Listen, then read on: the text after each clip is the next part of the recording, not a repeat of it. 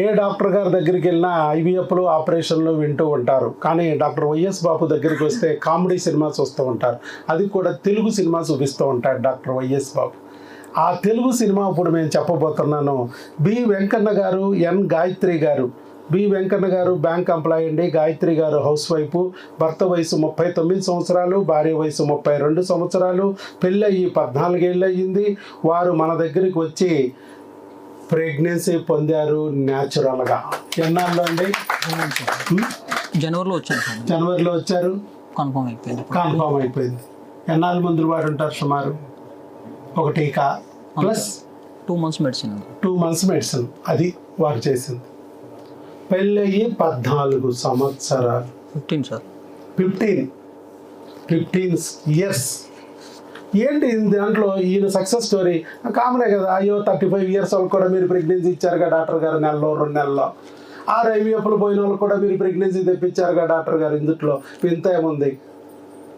ఇదంతా కామనేగా డాక్టర్ గారు. Doctor YS బాబు magic formula అంటారు చివరిలోకి వచ్చి తుసుకున్నా. ఇందుట్లో ఏముంది? ఈయన దాంట్లో ఒక చిన్న ట్విస్ట్ ఉంది. అదేంటో ఆయన చెప్తారు. ఆ తర్వాత ఆ ట్విస్ట్ ఏంటో, ఆ తెలుగు సినిమా స్టోరీ ఏంటో, డాక్టర్ వైఎస్ బాబు ఈ సినిమాని ఎలా నడిపించాడో, విజయవంతంగా ఎలా తీసుకొచ్చాడో మీరు కూడా చూద్దరు. కానీ నేను చెప్తాను.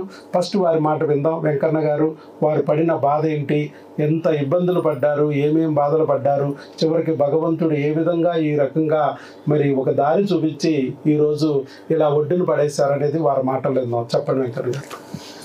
మీకు నా గురించి ఎలా తెలుసు? నమస్కారం సార్. నాకు 2011 ఫిబ్రవరి 21 పెళ్ళైంది. ఫస్ట్ నాకు 7 సంవత్సరాల దాకా లేదండి, సంతానం కలగలేదు. నేను హైదరాబాద్కి వెళ్ళిన. ఆమె దగ్గరికి వెళ్ళిన తర్వాత ప్రెగ్నెన్సీ అందింది సార్. ఓకే. పాప హెల్దీగానే ఉంది. 3.5 అంటే హైదరాబాద్ లో ఒక హాస్పిటల్లో క్లినిక్, చిన్న క్లినిక్. అదే హాస్పిటల్ కాదు, చిన్న క్లినిక్ లాగా. ఆ డాక్టర్ గారి దగ్గరికి వెళ్ళినప్పుడు 7 సంవత్సరాల తర్వాత ఒకసారి ప్రెగ్నెన్సీ వచ్చింది. ఓకే. నేను అంత ముందుకు 2-3 హాస్పిటల్ పోయాను సార్. 7 years లోపల. ఓకే. వాళ్ళు మొత్తం ఇంజక్షన్లు ఇవ్వడం అదే చేస్తున్నారు. ఇక నేను వదిలేసిన. ప్రెగ్నెన్సీలు రాలా. ఎన్ని ఇంజక్షన్లు పొడిచినా రాలా, ఎన్ని స్కానింగ్లు తీసినా రాలా. మేడం గారి దగ్గర అక్కడ హైదరాబాద్ లో ఒకసారి వచ్చింది. వచ్చిన తర్వాత ఏమైంది? పాప పుట్టింది. ఒక పాప పుట్టింది. 5 years పాపకి. 5 years వచ్చినాయి. మొన్న 2024 లో పాప భగవంతుని సేవకి వెళ్ళిపోయింది సార్. పాప చనిపోయింది. ఎందువల్ల ఏమన్నారా? ఏమన్నా తెలిసిందా అక్కడ కారణాలు? ఓన్లీ లివర్ డ్యామేజ్ అని చెప్పారు సార్. వాళ్ళు చెప్పింది ఓన్లీ లివర్ డ్యామేజ్. ఎందుకు అయింది అనేది కూడా చెప్పాలా. వాళ్ళు ఏం చెప్పాల, ఓన్లీ లివర్ డ్యామేజ్ అయింది అన్న మాట చెప్పారు అంతే. అదే ఏదో ఒక హైదరాబాద్లో ఒక హాస్పిటల్లో మీరు చేరిస్తే అక్కడ వాళ్ళు లివర్ డ్యామేజ్ వల్ల చనిపోయింది బాబు అని చెప్పారు. ఎస్. 7 days ఉంది హాస్పిటల్లో. అవును. కార్పొరేట్ హాస్పిటల్లో చనిపోయింది. 7 రోజులు పట్టు ఎంత ప్రయత్నించినా ఎన్ని లక్షలు ఖర్చు అయిపోయి ఉంటాయి? 20 lakhs ఖర్చు పెట్టినా పాప అయితే దక్కలేదండి. పాప దక్కల. చెప్తా ఎందుకు ఆ పాప ఏమైంది, పాపకి ఏం జరిగింది అనేది కూడా నేను చెప్తా. అదే చెప్తున్నా. వాళ్ళు ఈ 20 lakhs తీసుకున్నా కూడా ఏ డాక్టర్ గారు పాపకి ఏమైంది, ఎందుకు చనిపోయిందని చెప్పలేదు. వాళ్ళు సింపుల్గా లివర్ డ్యామేజ్ అన్నారు అంతే. లివర్ డ్యామేజ్ ఎందుకు అయింది అనేది చెప్పలే. మళ్ళీ లివర్ డ్యామేజ్ ఊరికే అయిద్దండి. సరదాగా అవుతాను లివర్ డ్యామేజ్, నేను కిడ్నీ డ్యామేజ్ అవుతాము అని ఊరికే అవుతాయా? అవ్వవు. కానీ దాన్ని డ్యామేజ్ చేసింది ఏంటి అనేది చెప్పలేదు, దాన్ని సరిచేయలేదు. జస్ట్ 20 లక్షలు తీసుకున్నారు, పాప చనిపోయిందని చేతిలో పెట్టారు, లివర్ డ్యామేజ్ అన్నారు, పంపించేశారు, అయిపోయింది. తర్వాత ఏమైంది సార్? మళ్ళీ పిల్లల కోసం మళ్ళా మొదలు ప్రయత్నం. 5 సంవత్సరాల్లో కూడా ప్రెగ్నెన్సీ రాలా మీకు? రాలేదు. ఫస్ట్ 7 సంవత్సరాలు రాలేదు. తర్వాత ఇప్పుడు మళ్ళా బిడ్డకి 5 ఏళ్ళు వచ్చినాయి, అయినా రాలేదు. అప్పుడు రాలేదు. బిడ్డ పెరిగిపోతుంది, 5 ఏళ్ళు అయిపోయినాయి. మధ్యలో చనిపోయింది. సరే, మధ్యలో రాలా ప్రెగ్నెన్సీ ఆయనకి. తర్వాత మళ్ళీ ఇప్పుడు బిడ్డ చనిపోయిన నాళ్ళు అయింది. ఇప్పుడు 1.5 year. ఈ 2 ఏళ్ళలో కూడా మళ్ళీ ప్రెగ్నెన్సీ రాలేదు. సరే, 6 నెలలు వాళ్ళు మనసు ఉండదు, కలవలేరు అనుకుందాం. సంవత్సరం కలిసి ఉంటారు, రాలా ప్రెగ్నెన్సీ. ప్రెగ్నెన్సీ రాలేదు. అసలు ఏం జరుగుతుంది వీళ్ళ ఒంట్లో అనేది ఏ డాక్టరు చెప్పలేడు. మరి నా గురించి ఎలా తెలిసి వచ్చారు మీరు? యూట్యూబ్ చూశారు. నా దాంట్లో ఏం పాయింట్ మీకు నచ్చింది? చాలా మంది వస్తురు, చూసుకొని వెళ్ళిపోతారు, కన్ఫర్మ్ అని చెప్తున్నారు కదా సార్.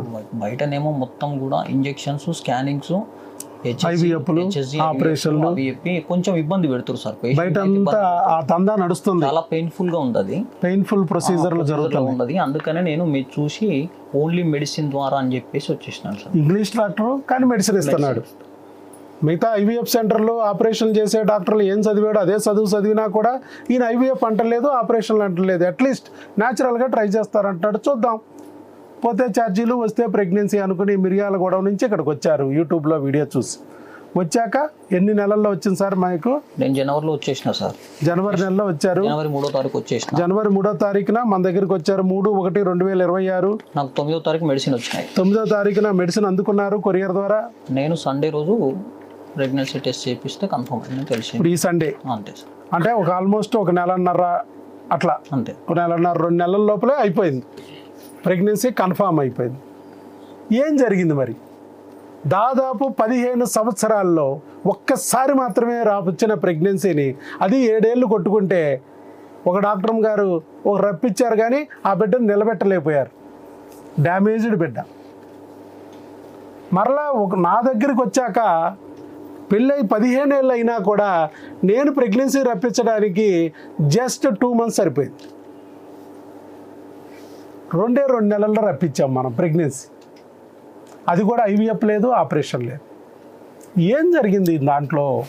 నాకైతే చాలా విచిత్రం సార్. చాలా సింపుల్గా అయిపోయింది. చాలా సింపుల్గా అయిపోయింది. ఏం జరిగిందంటే వీళ్ళ ఒంట్లో క్రిములు చేరినాయి. మొదలు పెట్టాడు మా డాక్టర్ గారు పురుగుల స్టోరీ అంట.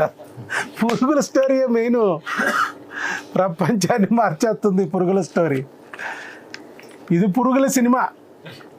సో వాళ్ళు పెళ్ళైనప్పుడే వాళ్ళ శరీరంలోకి పురుగులు ప్రవేశించినాయి. భర్త ఒంట్లోకా, భార్య ఒంట్లోకా, నీటి ద్వారా వచ్చినాయా, గాలి ద్వారా వచ్చినాయా, ఆహారం ద్వారా వచ్చినాయా మనకు తెలియదు. వచ్చినాయి. వచ్చి ఏం చేసినాయి అంటే ఆ క్రిములు వీళ్ళని దాడి చేస్తూ మొదలెట్టినాయి. వీర్య కణాలని, అండాలని బిడ్డ రాకుండా చేసినాయి. పురుగు మనకు ప్రవేశిస్తే ఏమైంది? విత్తనాలు తప్పలో పుచ్చులు అయిపోతాయి. అలాగే వీర్య కణాలు, అండాలు విత్తనాలు లాంటివి తినేసినాయి. సో ప్రెగ్నెన్సీ రావట్లంటే మొక్క పెరగట్లా. ఇప్పుడు ఏం జరిగింది? ఒక డాక్టర్ గారి దగ్గరికి వెళ్తే ఆవిడ ఏదో యథాపలంగా దేనికి వేసిందో అటు పురుగులకు మందు వేసింది. ఆ మందు తగిలింది, దానికి తగిలి పురుగులు కొన్ని చచ్చాయి. ఈ లోపల ఈ టైం కాపులో విత్తనాలు లటక్కన అందేసుకున్నాయి. విత్తనాలు మంచివే కానీ పురుగులు చెడ్డవి. ఎందుకోనా పురుగులు కాస్త ఆగినాయి. ఈ కాసేపట్లో విత్తనాలు 2 కలిసి మొక్క వచ్చేసింది. తప్పించుకున్నాయి కొన్ని విత్తనాలు. ఆటోమేటిక్గా బిడ్డను డ్యామేజ్ చేయడానికి ఎవరు లేడు అక్కడ. సో బిడ్డ వచ్చింది, నిలబడుతుంది, పైగా ఆరోగ్యకరంగా వస్తుంది. ఈసారి లోక రక్షకుడిలాగా వస్తుంది. కృష్ణుడు వచ్చే ముందు 11 మంది చంపబడ్డారు. 11 మంది చంపిన తర్వాత వచ్చాడు కాబట్టి ఆయన యుగ పురుషుడు అయ్యాడు. అర్థమైందమ్మా? ఆ పుట్టుకకి చాలా పవర్ ఉంటుంది. అలాగే ఒక బిడ్డని బలి తీసుకున్న నెక్స్ట్ వచ్చే బిడ్డ, ఆ బిడ్డ శక్తిని కూడా తీసుకుని పుంజుకుని మరింత శక్తివంతంగా బయటికి తీసుకొస్తాడు భగవంతుడు. అది కాబట్టి మీకు రాబోయే బిడ్డ లోక రక్షకుడండి. మీరు భయపడక్కర్లేదు. భగవంతుడు మీ వెనకాలండి మిమ్మల్ని ఇలా కాపాడుకొచ్చాడు. కాబట్టి మీరు ఇక నుంచి ఈ విషయంలో దేవుడు ఉన్నాడని చెప్పి నమ్మాలి. ఇప్పుడు అన్ని ఖర్చు పెట్టినప్పుడు 20 లక్షలు అయిపోయినప్పుడు, బిడ్డ చనిపోయినప్పుడు మీరు కొంచెం అధైర్యపడి ఉంటారు. అసలు దేవుడు నమ్మడం వేస్ట్, దేవుడు పచ్చి కొట్టేద్దామని కూడా అనిపించారు. హెల్త్ కొంచెం ఇబ్బంది అయింది సార్. చాలా. నేను పోలే, బ్యాంకు కూడా పోలే. 6 months పోలే. అవును, 6 months పోలే. నేను అన్కాన్షియస్లోకి వెళ్ళిపోయాను. అవును. ఎందుకంటే మన కళ్ళ ముందే మన బిడ్డ చనిపోవడం అనే బాధ మామూలు బాధ కాదమ్మా. అది తట్టుకోవడం చాలా కష్టం. అది కూడా మనం చేయని తప్పుకి బిడ్డ మనకు వెళ్ళిపోవడం. మనం ఏదన్నా తప్పు చేసాం అందువల్ల వెళ్ళిపోతుందంటే అది వేరే విషయం. ఏమీ లేదు, మనకేం తెలియదు. ఎందుకు పుట్టిందో తెలియదు, ఎందుకు పెరిగిందో తెలియదు, ఎందుకు వెళ్ళిపోయిందో తెలియదు. అలాంటప్పుడు అంత ఖర్చు పెట్టాడు. ఆయన స్తోమత లేకపోయినా 20 లక్షలు తెచ్చి ఖర్చు పెట్టినా కూడా దక్కకపోతే మరింతగా బాధపడతారు. అలాంటి సందర్భంలో దేవుడు అంటే కూడా మనకి కొంచెం విరక్తి వచ్చేసే పరిస్థితి ఉంటుంది. కానీ దేవుణ్ణి మాత్రం వదలొద్దు. ఆయన దయామయుడు. ఏదో దెయ్యం చేసిన ఆ గారడీల వల్ల మనం బిడ్డను పోగొట్టుకున్న భగవంతుడిని నమ్మి నిలబడితే అంతకన్నా మంచి బిడ్డని, అంతకన్నా బలమైన బిడ్డని, అంతకన్నా ఆరోగ్యకరమైన బిడ్డని, ఈసారి దెయ్యాలు వచ్చినా కూడా వాటిని చీల్చి చెండాడే బిడ్డని ఇస్తాడు అనడానికి ఇదే రుజువు. అర్థమైందండి? రైట్. వెంకన్న గారు, గాయత్రి గారికి మిర్యాలగూడ నుంచి వచ్చారు. మనకి ఇంత వీడియోని వాళ్ళు ఇచ్చినందుకు వారు గట్టిగా చప్పట్లు కొడదాం. ఎందుకంటే వారు పడిన బాధని మీతో షేర్ చేసుకుంటే మీలో కూడా ఇంకా అలాంటి బాధలు పడిన వాళ్ళకి కొంత ఊరట వస్తుంది, ధైర్యం కలుగుద్ది అని వారిని అడగటం, వారు ముందుకు వచ్చి వీడియో ఇచ్చారు. ఆల్ ది బెస్ట్ అండి. God bless you. శీఘ్రమేవ సుపుత్ర సుపుత్రిక ప్రాప్తిరస్తు. God bless you.